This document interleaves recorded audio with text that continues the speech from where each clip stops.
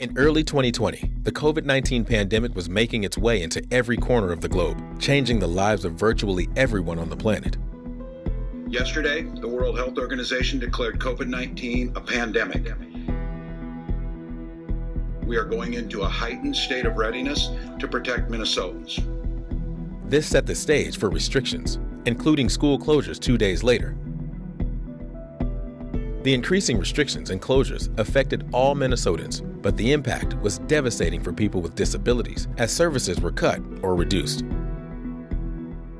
For more than 60 million Americans with disabilities, the rapid spread of COVID-19 is particularly dangerous. The Ombudsman for Mental Health and Developmental Disabilities began receiving complaints about the effects of the pandemic. The top 3 issues cited were people's rights being restricted, people lost services, and concerns about facility conditions or lack of staff. In one tragic case, Robert Renicky died after developing complications from a surgery. Robert is our whole world. He's the only boy out of 5 kids, so there's 4 girls and 1 boy. Robert was right in the middle, and he was the center of all of our worlds. He's never been without us. He doesn't make his own decisions. He is nonverbal. He is under guardianship. We had to wait hours just for them to contact the director, to contact the doctor, to contact us, just to tell us that no, they didn't feel Robert needed a guardian with him. So he got there on Monday. My dad was allowed to go in there Tuesday evening. Wednesday, right before they were going to pull his intubation tube out, I was allowed to go in and say goodbye to him.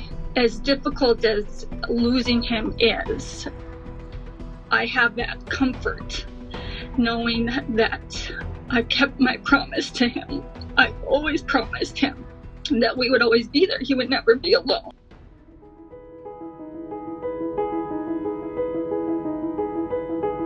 Terica was admitted to the hospital with COVID-19 on October 26, 2020.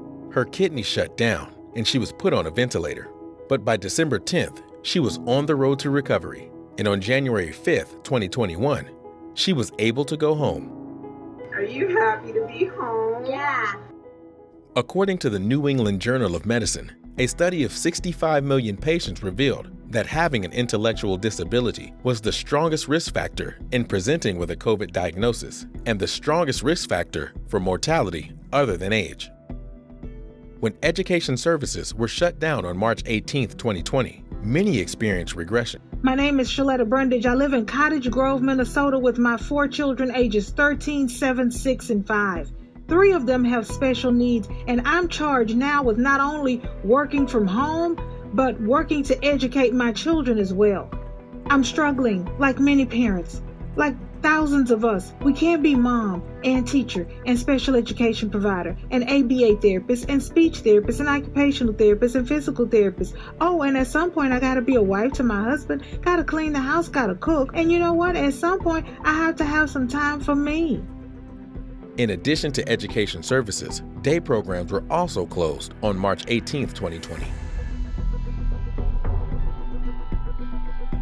Majority of people like Bob are sitting there being stir crazy. I think from a mental standpoint, it's just not good. It's just going to be unhealthy, and I'm very concerned about how they're going to move along. While other essential services like daycare received emergency funding from the state, providers who help people like Bob, Minnesota's most vulnerable, say they got little to no support.